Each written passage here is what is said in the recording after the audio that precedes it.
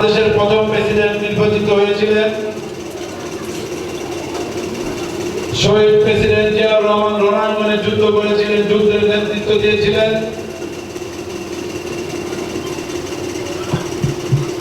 এই শহীদ প্রেসিডেন্ট নিয়ে আপনার বহুদলীয় গণতন্ত্র প্রতিষ্ঠিত করেছিলেন, সবার রাজনীতি করার সুযোগ করে দিয়েছিলেন।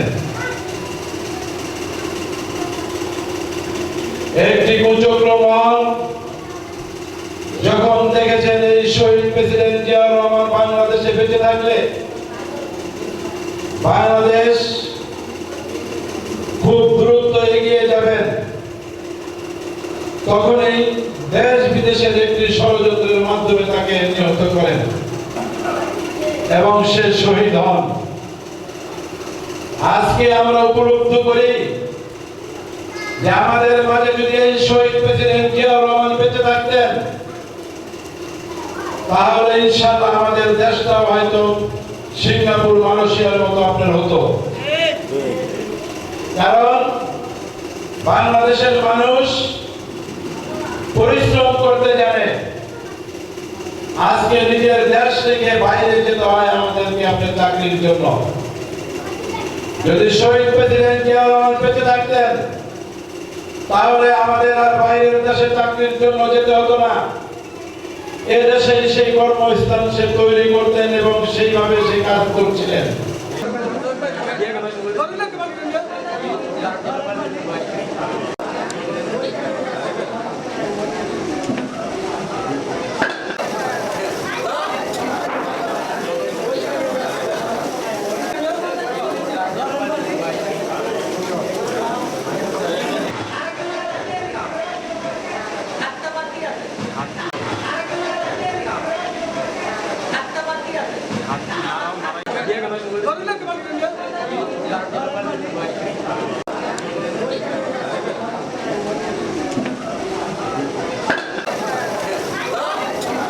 আমি সবাইকে ধন্যবাদ জানাই এখানে উপস্থিত থেকে এই মিলাদ ও দোয়ার শরীক হয়েছেন। সাথে সাথে আরো ধন্যবাদ জানাই টিটু ভাই, অনেক ব্যস্ত থাকার পরও আমাদের এখানে সবাইকে সময় দিয়েছেন। টিটু ভাই জানেন আমরা প্রতি বছর আমরা এই জিয়াউর রহমানের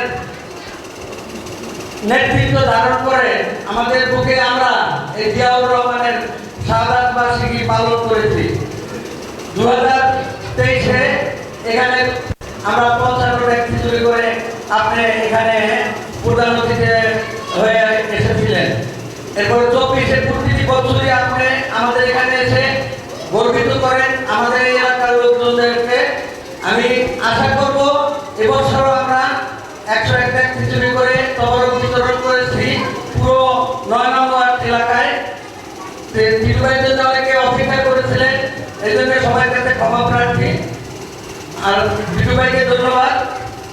খোদা হাফেজ। খোদা হাফেজ। বাংলাদেশ জিন্দাবাদ। তারেক রহমান জিন্দাবাদ। বাংলাদেশ জিন্দাবাদ।